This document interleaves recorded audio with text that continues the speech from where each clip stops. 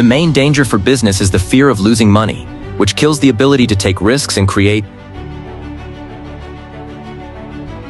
Guy Laliberté. How does a man who once slept on a bench in London become a billionaire and an astronaut? Guy Laliberté, a street performer who ran away from home at 14, who created Cirque du Soleil and paid $35 million for his own trip to outer space. Today we're telling the story of the ultimate iconic rebel, from the streets to the cosmos, from poverty to bankruptcy. Guy Laliberté was born on September 20, 1959 in Quebec City, Canada, into a normal working-class family. His father worked in the aluminum industry, and his mother was a nurse. From childhood, he loved music and art.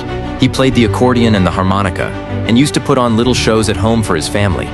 But at 14, he dropped out of school, left home, and went to Europe to perform on the streets. From that street artist, one of the most unusual businessmen of our time was born, co-founder of Cirque du Soleil, and a self-made billionaire.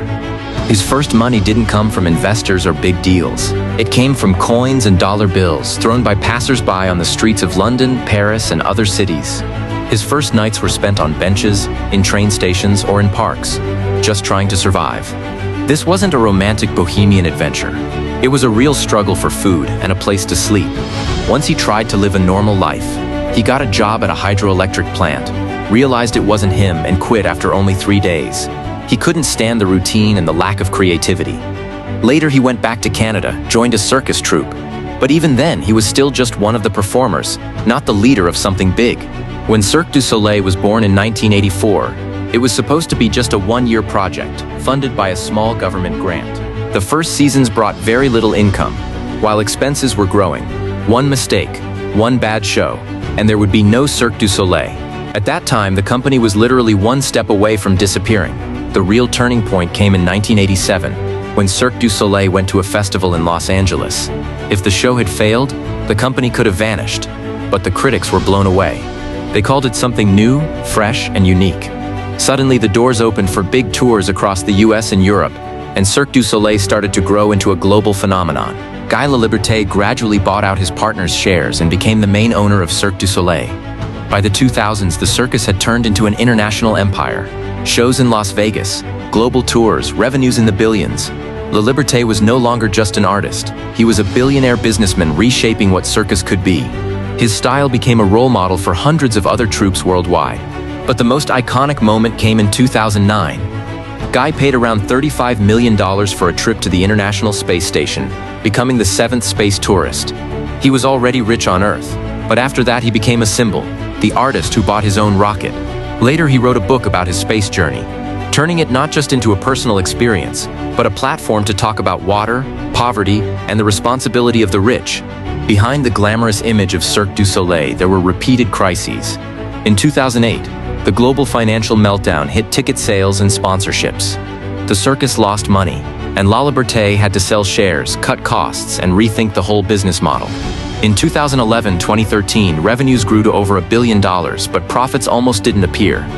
Shows were too expensive, took too long to pay off, and the company was forced to lay off hundreds of employees. The hardest blow came in 2020. The COVID-19 pandemic shut down all live shows overnight. Cirque du Soleil lost almost all of its revenue. In June 2020, the company filed for creditor protection. In the end, it was sold to a group of creditors, and Laliberté lost control of the circus he had built. It wasn't just a financial loss. It was the end of his era as the king of the circus. It wasn't just a financial loss. It was the end of his era as the king of the circus. On a personal level, his story is also far from perfect. His charity work and the One Drop Foundation are important. But critics say he talks about poverty and water from orbit while living at one of the highest income levels in the world. Guy Laliberté is a powerful example. Success and money can't protect you from financial crashes, conflicts, or moral criticism. The story of Guy Laliberté is not just a poor artist becomes rich. It's the story of a street survivor who failed many times, slept on benches, and kept going anyway.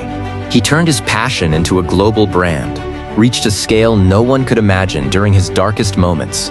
But even $1 billion didn't save him from bankruptcy or the loss of control over the circus he created. If you're building something that started on the street, with no budget, no big names, no safety net, remember, Your first failures don't cancel your chances to grow, but growth doesn't cancel your chances to fall again. The key is to never stay stuck in one role. From artist to entrepreneur, from entrepreneur to philanthropist, from leader to someone who can let go of what he built, Guy Laliberté's story isn't over. And his journey is one more reason to start your own path, without waiting for guarantees or perfect conditions. When you, a street fire eater from Quebec, decided to create your own circus 25 years ago, did you have any idea what it would turn into? No, of course not. If you enjoyed this video, subscribe to our channel. There will be more stories of successful people like this one. Turn on notifications so you don't miss new videos.